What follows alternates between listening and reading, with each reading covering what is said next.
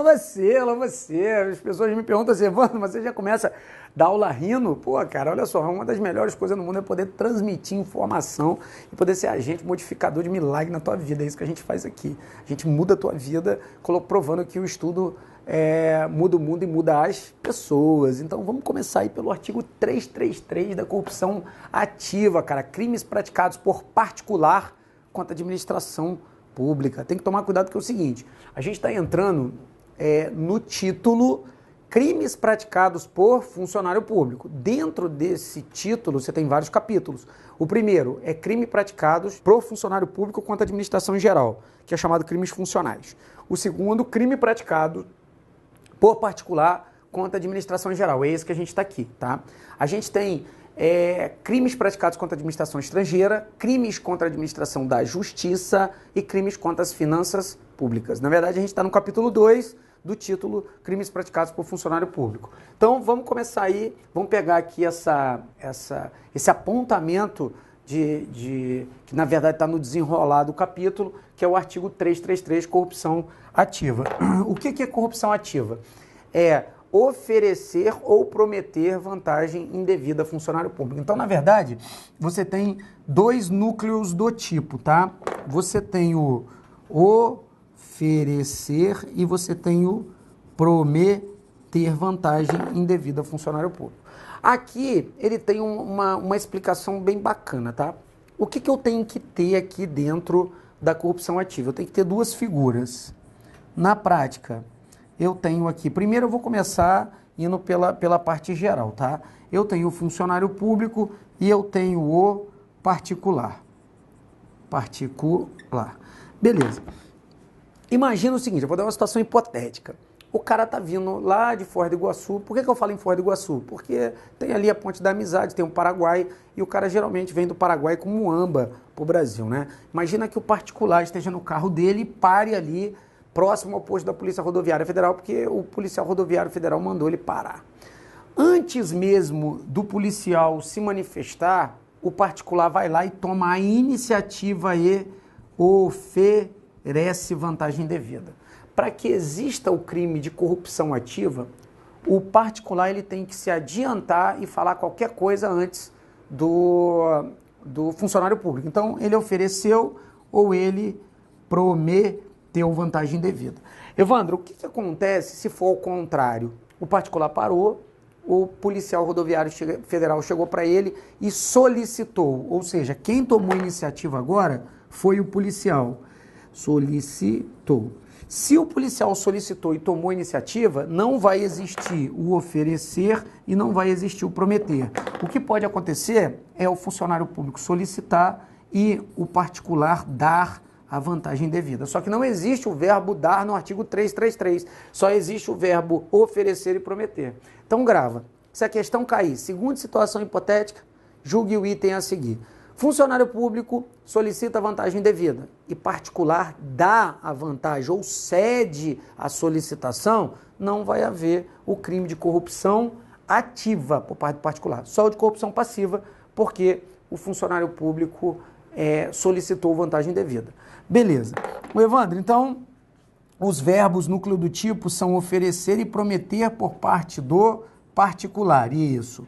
Agora, o que acontece se, por exemplo, o funcionário público aceitar a vantagem devida? Aí você vai entrar, se você pegar lá o 317 do Código Penal, que é a corrupção passiva, vai estar lá, solicitar ou aceitar para si ou para outrem, direto ou indiretamente, ainda que fora da função de assumi-la, mas em razão dela, vantagem devida, ou aceitar promessa de tal vantagem. Se o funcionário público aceitar a vantagem, tem no 317 também o verbo, que é aceitar, solicitar ou receber. Então, particular oferece ou promete e o funcionário público recebe, os dois cometem crime.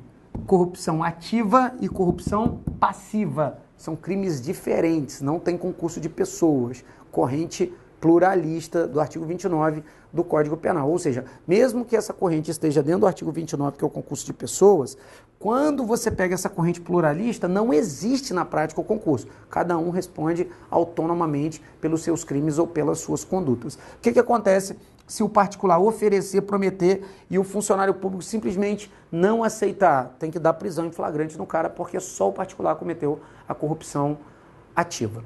Agora, sujeito ativo, quem comete o crime? Ó, primariamente o particular, pessoal. Mas pode ser funcionário público também? Pode, se ele se despir da qualidade de funcionário público. O que acontece se o cara for funcionário público, mas não estiver em razão da função do cargo e ele, por exemplo, não utilizar a razão da função do cargo? Ah, eu sou um analista do tribunal, estou de folga, o meu primo foi preso embriagado, está na delegacia, eu chego lá e ofereço vantagem devida ao delegado para ele deixar de fazer o inquérito policial do jeito que ele tem que fazer. Eu, que sou analista do RT, que estou de folga, vou responder por corrupção ativa. Então, na verdade, às vezes o funcionário público pode funcionar como particular, se essa for a intenção dele.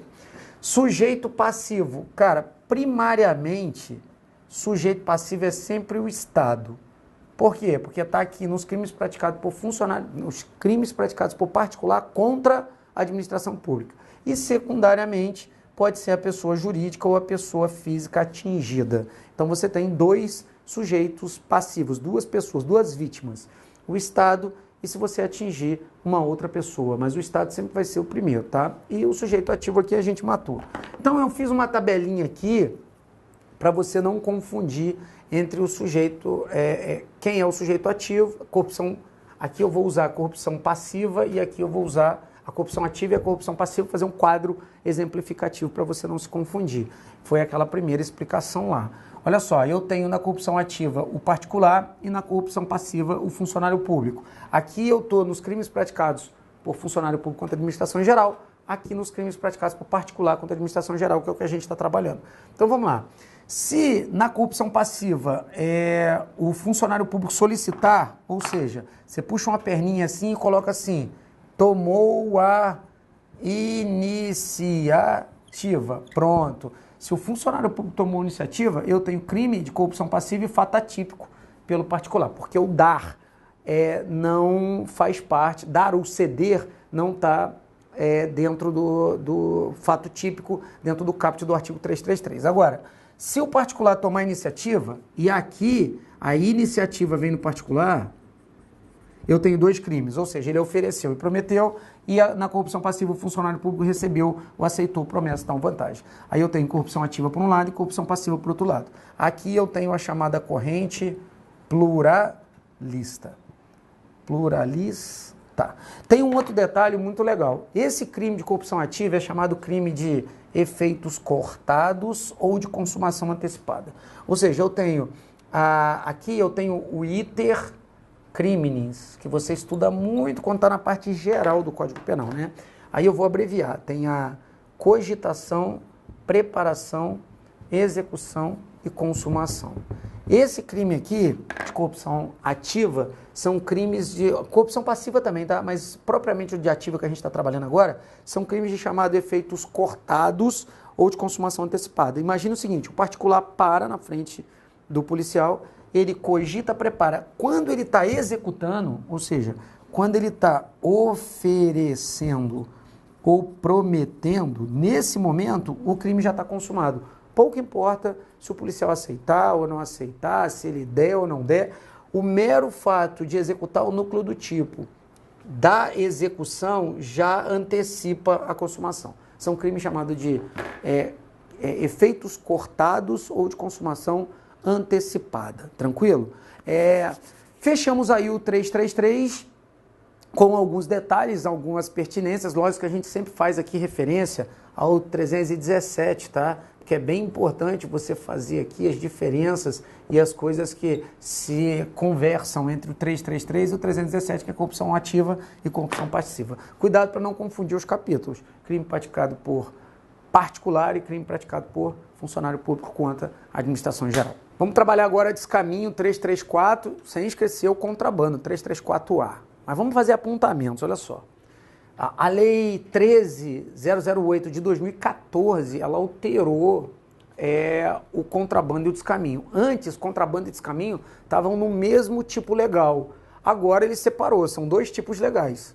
334 para o descaminho e 334A para o contrabando. Houve a segregação, a separação, que na verdade é o certo, porque ele tem diferenças técnicas entre os dois. Dava a mesma punição, mesmo artigo, mas com várias diferenciações. Agora não tem mais muito problema, porque a gente está trabalhando em 2 artigos diferentes, tá? Vamos pegar o descaminho. Bem, eu botei aqui uma descrição para você que vai ficar mais fácil, tá? Que é bem técnico o descaminho e o contrabando. Eu botei o objeto material, o núcleo do tipo, sujeito passivo, sujeito ativo. O objeto material é tributo não recolhido. Na verdade, o que é o descaminho? É mercadoria legal,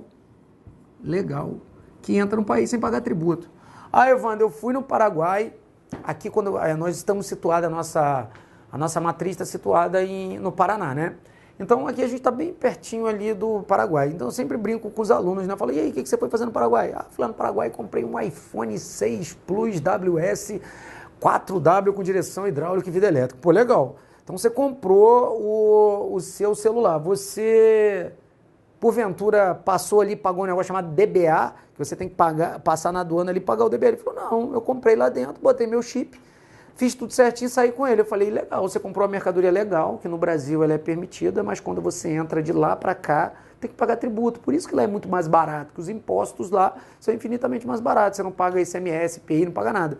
Ah, legal, então quer dizer que eu peguei uma mercadoria legal e soneguei o tributo, eu deixei de pagar? Sim, vai entrar no crime de descaminho do 334. Núcleo do tipo é iludir, ou enganar, ou deixar de pagar o tributo à Receita Federal. Na verdade, o sujeito passivo aqui é o Estado, porque é o Estado que está deixando de receber o dinheiro, o tributo, tá? Núcleo do tipo, iludir. Lembrando que isso aqui é crime praticado por particular contra a administração em geral. Aí, uma das coisas mais importantes dentro do descaminho é que ele aceita o princípio da insignificância. Evandro, o que é o princípio da insignificância? O princípio da insignificância é o que gera a causa supralegal de excludente de tipicidade. Não há o fato típico, não há crime. Ele vem lá precedido do princípio da fragmentariedade do direito penal, da intervenção mínima, e surge o princípio da insignificância, tá? Que ele tem a classificação, a gente estuda muito isso quando está vendo a parte geral do Código Penal. Mas beleza, o que diz a jurisprudência? Tanto o STJ quanto o STF. Descaminho, cabe o princípio da insignificância. Só que aqui a gente tem uma briga jurisprudencial. Primeira coisa, o que não há briga entre o STF e o STJ? Não há briga. Os dois falam que o descaminho aceita o princípio da insignificância. Ponto. O que é a briga? Só no que tange ao valor do imposto suprimido. O STJ diz que se for até 10 mil do imposto suprimido, você pode aplicar o princípio da insignificância. Se for acima de 10 mil, não aplica. E o STF fala que é até 20 mil. O STF virou a corrente majoritária. Não quer dizer que o STJ deixou de existir, tá? Aqui ele defende leis federais em tese e aqui ele defende a norma constitucional. Então, eles são independentes e harmônicos, um não interfere no outro. Como é que pode vir caindo em questão? Pode vir várias formas, tá? Eu vou colocar aqui quase um ditado do tio Evandro, você pode anotar, tá? Fórmula A que pode cair. É correto afirmar que o princípio da insignificância é adotado no descaminho, sendo o seu limite até 20 mil reais. Você vai dizer que está certo, ele não tocou no STF, não tocou no STJ, no STF, e disse que vale, então vale o descaminho sim, ó, vale no descaminho, e mais, ele colocou até 20 mil. Então, a questão veio aberta, e se a questão veio aberta, logicamente, a banca tem que considerar a corrente majoritária. Fórmula B que pode vir sendo cobrada. É correto afirmar que no que tange a aplicabilidade do princípio da insignificância, não há divergência. Tá certo, não há divergência mesmo. Sendo que o STJ considera 10 e o STF considera 20. Certinho a questão. Essa foi bem parecida no que veio na Polícia Federal 2014, quando estava falando sobre o princípio da insignificância, tá? Você tem também aqui a fórmula C que pode vir trazendo para você, que é invertendo os valores, ou seja, vale no descaminho, mas o STJ considera 20, o STF considera 10. Vai estar errado também. Ou vindo dizer, trazendo na questão que não vale no descaminho ou que vale no descaminho no contrabando. Está errado. O princípio da insignificância é só no descaminho. Eles não têm briga de acordo com a aplicabilidade, pode, mas divergem no que tange ao montante do valor do tributo suprimido, sendo o STF a corrente majoritária. Putz, cara, pegou isso aí, matou, não tem problema, o 334A está na veia. Vamos agora, o 334. Vamos para o 334A agora, que é o contrabando. Cara, contrabando é fácil. Entrou no Brasil com mercadoria ilegal. Vou dar alguns exemplos, tá, de mercadoria ilegal, que é sempre ilegal. Cigarro. Putz, cara, entrou no Brasil com cigarro. Independente da quantidade, já é ilegal. Agora, e se você entrar no Brasil com bebidas? Cara, bebida não é ilegal, você pode entrar, dependendo da bebida, tá? Agora, se a quantidade furar ou for maior do que o previsto, aí se transforma em contrabando. Olha que exemplo legal, que vai no quantitativo, não na especificidade do produto. Cigarro é sempre na especificidade, tá? Entrou com um maço, um pacote, ou 200 cigarros, ou 200 caixas, sempre vai ser contrabando. Eu sempre vou no Paraguai e trago garrafas de vinho, que eu gosto de tomar um vinho quando aqui faz frio no Paraná. Até 10 garrafas de vinho, você pode entrar no Brasil, mas tem que pagar tributo. Aí, Wander, entrei com 9 garrafas e não paguei tributo, descaminho. Só que a lei deixa você entrar com quantas? Com 9, com 10. E se você entrar com 11, furar a quantidade, aí passa a ser o quê? Contrabando. Então, aqui pode ser tanto na especificidade quanto na quantidade. Mas não deve vir tão especificado assim na tua prova não, mas fica aí de exemplo para você. No contrabando, não vale de jeito nenhum o princípio da insignificância. Descrição, objeto material, mercadoria contrabandeada, mesma coisa que mercadoria ilegal, que pode ser na especificidade ou na quantidade. Núcleo do tipo importar ou exportar, está entrando ou saindo do Brasil com esse tipo de mercadoria. Sujeito ativo é crime comum, qualquer um pode praticar, tanto que está no capítulo crimes praticados por particular contra a administração geral, e sujeito passivo é sempre o Estado, tá? Tranquilo. Fiz um quadrinho aqui para você, exemplificativo, para você não se confundir. Vamos lá. Descaminho está no 334, contrabando no 334A. Antigamente, antes da lei lá 13.008 de 2014, estava junto no artigo só, agora está separado em 2 artigos. Mesmo sendo 334A, é chamado crime autônomo. Então, eu tenho 2 crimes autônomos. No descaminho, a mercadoria é legal, só não paga tributo. No contrabando, a mercadoria é ilegal. Olha, se vier que deixou de pagar tributo na questão, sempre tem que ser descaminho. Colocou, deixou de pagar tributo e a questão pode levar para qualquer lugar que não pode estar ligando a contrabando, porque tributo tem que estar intimamente ligado a descaminho. Se ligar tributo a contrabando, está errado. Porque não existe pagar tributo em contrabando, tá? E o princípio da insignificância é válido no descaminho e não é válido no contrabando. Cuidado com STJ até 10, STF até 20, sendo o STF a corrente majoritária do direito, beleza? Essa parte que a gente vai pegar 336, 337, 335 e o 337A é uma parte que eu vou deixar mais no material para você. Eu só vou dizer que ela está presente aqui, não é muito cobrada nas provas de concurso, por isso a gente não vai ficar muito em cima, mas texto de lei você tem que dar uma lida. E vou falar a diferença e aonde caiu uma dessas questões. Foi, na verdade, uma surpresa dentro das questões de parte especial, dizendo que tem que ler o texto de lei, porque pode não ter caído historicamente, mas de vez em quando vem uma ou outra querendo ser inovação. Tem ó, inutilização de livro ou sinal de edital ou de sinal, então está no artigo 336, não tem muito problema, só dá uma lida. Subtração e inutilização de livro ou documento, também bem tranquilo, 337. O importante é você saber onde ela está capitulado, que é crime praticado por particular contra a administração geral. O 335 foi tacitamente revogado pela Lei 8.666 de 93, lá naquele finalzinho que trata sobre os crimes, tá? Sonegação de contribuição previdenciária do 337, o que a gente vai fazer? A gente vai fazer um confrontamento, e eu coloquei no seu material aí, eu trouxe para você também o artigo 168A, que aí a gente faz um confrontamento entre a sonegação de contribuição previdenciária, que é o 337A, com o artigo 168A. Mas você vai fazer um confrontamento, basicamente, de texto de lei, tá? É texto de lei com texto de lei, sem inventar muita moda. Se a gente puxar muito aqui, você vai acabar se perdendo, tá? Sem mistério. Aí o que eu vou fazer agora? Agora eu peguei os crimes mais importantes para você e vou fazer um briefing final para que você não se perca na hora de fazer sua prova, tá? Eu coloquei aqui peculato, concussão, corrupção ativa, corrupção passiva, privilegiada, prevaricação, condescendência criminosa e corrupção ativa. Isso aqui é um plus, tá? Calma para você não se confundir. Peculato, concussão, corrupção passiva privilegiada, prevaricação e condescendência criminosa, crimes funcionais, crimes praticados por funcionário contra a administração em geral. Evandro, por que você está trazendo isso agora? Porque é sempre bom você pegar a palhinha do que mais cai de todo esse crimes praticados por funcionário público e crime praticado por particular, pegar no âmbito ali o que cai mais para você. Trouxe também a corrupção ativa e coloquei um quadrinho para você aí sobre desacato, resistência e desobediência para você, tá? Então vamos na palhinha. Peculato, artigo 312, é quando o funcionário público subtrai, desvia ou se apropria. Então, no peculato existe peculato apropriação, peculato desvio e peculato subtração. Existe também o peculato mediante erro de outrem. E você tem outras formas de peculato, tá?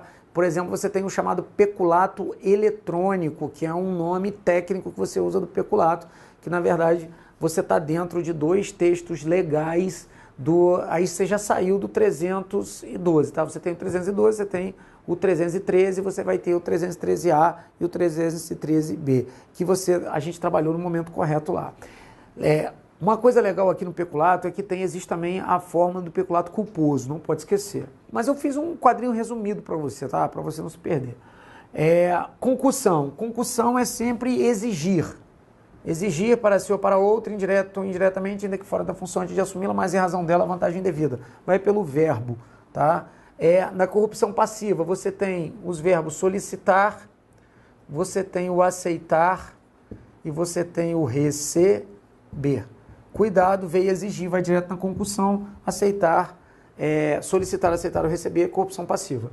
Na corrupção passiva privilegiada, que é do 317, parágrafo 2º, continua sendo corrupção passiva, só que com diminuição de pena, tá? Aqui é ceder a pedido ou influência de outrem. Pedido ou influência. Isso aqui é um macete resumido para você acertar a questão de concurso. Prevaricação. Prevaricação está no 319. Prevaricação é quando você, por sentimento e interesse pessoal, deixa de praticar ato de ofício. Mas tem também o 319A, que esse aqui é um crime próprio. Ele funciona para o 319A. Ele funciona para o diretor da penitenciária e o agente penitenciário que evita a entrada que deixa de evitar a entrada de aparelho telefônico ou qualquer outro tipo de coisa ao preso. Você tem o 320, que é a condescendência criminosa. O que é a condescendência criminosa? É por indulgência. Indulgência, esse é o grande macete. Deixa de responsabilizar funcionário subordinado seu que infringiu um dever funcional. Indulgência é sinônimo de pena. Putz, cara, o cara tem uma indulgência danada sobre o outro, ele está com pena. Não é nada ruim não, mas ter pena no Código Penal, se você é chefe para o seu subordinado e deixa de punir ele quando ele está cometendo um ato infracional administrativo, você é punido. E tem o corrupção ativa, que a gente trabalhou, a corrupção ativa, que é o quê? É você oferecer ou prometer vantagem indevida a funcionário público. Deixei um resumo aí para você também, bem bom, tratando de desobediência, resistência e desacato, e as diferencinhas, e esses quadros servem para você fazer objetivamente questão de concurso. Mandar umas questõezinhas aí agora, relativa ao tópico, para a gente arrebentar a boca do balão. Na verdade, tem até umas questões que eu peguei relativa ao tópico crimes praticados por funcionário público contra a administração em geral, que é importante também. Tudo que eu classifiquei como importante, eu trouxe aqui as questões principais, tá? Vamos para a primeira aí. A conduta do agente que pratica a navegação de cabotagem é típica, caracterizando um crime de contrabando e é punível com pena em dobro. Bem, agora ela não é mais típica porque a gente segregou. Antigamente, contrabando e descaminho estava na mesma estrutura típica do artigo 334, agora tem 334, que é descaminho, e 334A, que é contrabando. Então, a navegação de cabotagem fica como fato típico somente no 334A, no descaminho, e não no contrabando, que a gente pega somente no 334 e não no 334A, Tá? 334, descaminho, 334A, contrabando. Então, ficou típico só no 334, no parágrafo 1º, inciso 1, navegação de cabotagem. Tá? No último parágrafo lá, fala da pena em dobro no caso de transporte aéreo, marítimo, tá? Ou fluvial. Vamos partir agora para a próxima questão. Praticará o crime de corrupção ativa o funcionário de concessionária de serviço de energia elétrica que, para não interromper o fornecimento da energia para consumidor inadimplente, aceita promessa de vantagem indevida. Bem, corrupção ativa é quem oferece ou promete. Se o cara é funcionário público e está em razão da função do cargo, e se ele é de concessionária de serviço público, ele entra como funcionário público, sim, tá? Por equiparação, e ele serve como sujeito ativo. Então ele vai responder por corrupção passiva, aceitar, solicitar ou receber, 317, não corrupção ativa, 333. Tranquilo? Próximo. Se o valor do tributo sonegado no contrabando, já cagou na questão. Por quê? Falou o valor do tributo sonegado e contrabando está errado. Porque não pode ter valor do tributo sonegado com contrabando. O valor do tributo é descaminho. Mas vamos lá. De cigarro for inferior a 5 mil, deverá ser reconhecida a tipicidade da conduta, ainda que configure evidente a lesão ao erário e a atividade arrecatória do Estado. Cara, não existe princípio da insignificância no contrabando. 2 erros clássicos na questão aí. Não está errado. Próximo.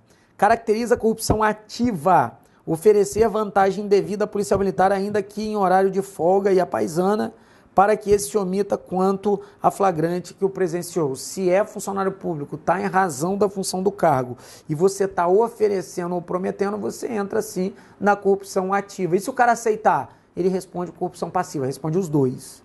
Corrente pluralista, cada um responde por crime autônomo, particular no ativa, funcionário público na passiva. Se não falou nada, essa questão vai só na ativa para o particular, porque não especificou, então a questão está certa. Próximo. A jurisprudência do STF, é possível a aplicação do princípio da insignificância para o crime de descaminho? É sim, o STJ e o STF consideram que é, até aí está certo. Devendo-se considerar no parâmetro o valor consolidado igual ou inferior a 7.500. Está errado, porque não é 7.500, STF 20 mil e STJ 10 mil. Então, formas de se cobrar, perguntando se no descaminho vale o princípio da insignificância. Vale. STF, STJ, consideram. STJ, 10, STF, 20. O erro aí está no valor consolidado, que não é 7.500, é 20 no caso do STF. Então, olha, arrebentamos aí uma parte importante. Eu botei um valor agregado no material de vocês, tá? Tem algumas questões, alguns tópicos, alguns artigos que eu passei batido, eu deixei, foi mesmo o texto de lei para você, porque ou cai com pouca frequência ou quase nunca cai esse negócio, então você dá uma lida no texto de lei, a gente encurta tempo e só coloca o que cai. O importante não é ser o cara mais inteligente do mundo, o importante é marcar o X certo, passar e ganhar o seu contra-cheque, cara, ser nomeado, tomar posse e entrar em exercício. Então, organiza a sua cabeça. Quando a gente é criança, a gente tem sonho, isso é que é legal. Esses dias me perguntaram, pô, Evandro, quando a gente é criança, a gente tem sonho, né? Sonho e paixão junto. As crianças têm muito isso. Quando a gente fica mais velho, a gente tem que cortar os sonhos da vida da gente. A gente sonha quando a gente dorme, a gente tem que ter meta. O problema é que o cara adulto, ele tem meta e não tem sonho, cara. E, na verdade, ele tem meta e às vezes ele não tem paixão na meta dele. Isso aqui é um grande problema. Ele coloca uma meta e em 2 tempos ele esquece daquilo ali e deixa a coisa correr solta. Não faz isso não. Se você colocou como meta da tua vida, faz igual as crianças. Porque as crianças quando brincam com fervorosa paixão, elas acreditam de fé e fato que aquilo que ela está fazendo vai mudar o mundo e as pessoas. Quando você estiver mais velho, que é você agora, garantindo a sua vida, bota uma meta, faz um quadrinho de sonho, fala, pô, vou ser policial federal, vou ser rodoviário federal, vou trabalhar como escrivão, vou ser delegado de polícia, enfim, eu vou escolher a carreira que eu quero na minha vida e eu vou conquistar o sonho. E se isso aí demorar 1 ano, 2 anos, 3 anos, 4 anos para acontecer, que pouco importa. Vá até o fundo do poço, depois você levanta lá, que é muito mais gostoso você vencer depois que você caiu bastante. Por isso que tem uma frase que eu gosto muito, as pessoas perguntam, e Evandro, o que você acha da sua vida? Eu falei, cara, eu fiz da minha vida, não um sonho, eu fiz uma meta, eu busco ela.